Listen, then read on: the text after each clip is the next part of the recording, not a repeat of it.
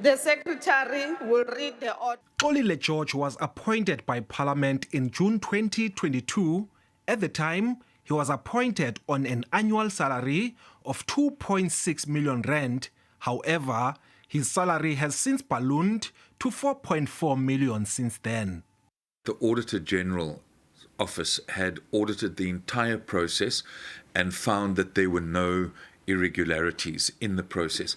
I think that the difficulty in the public domain and amongst some members is the fact that there was not an understanding that the advertisement and the appointment would go along with the benchmarking exercise. So in other words, the advert went out, people applied, and there was also actually a headhunting exercise, but it was made clear that the eventual salary would depend on a benchmarking exercise. The EFF has called for a review of the process, saying it condemns the secret nature of the decision as well as the scale of the salary hike.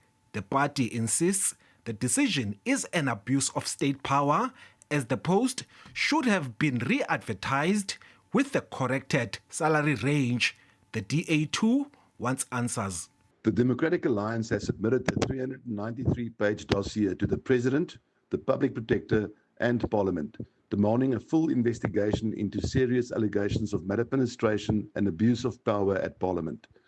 These include concerns over the appointment and rapid salary escalation of the Secretary to Parliament, as well as the overspending of more than 6 million rand on the 2023 BRICS Parliamentary Forum. The prospective candidates knew that they were applying, but there would still be a benchmarking exercise.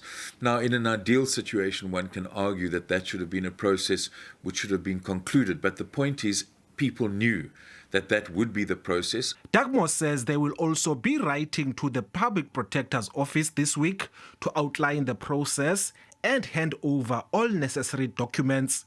Public Protector Advocate Xolile George has recused herself from the process due to personal interests.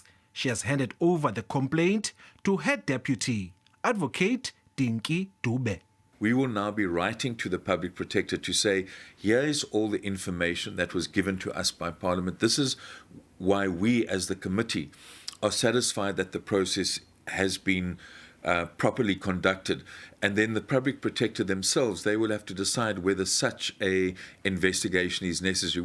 Parliament announced last week that it now regards the matter against George as closed. Ulelani Philip, SABC News, Parliament.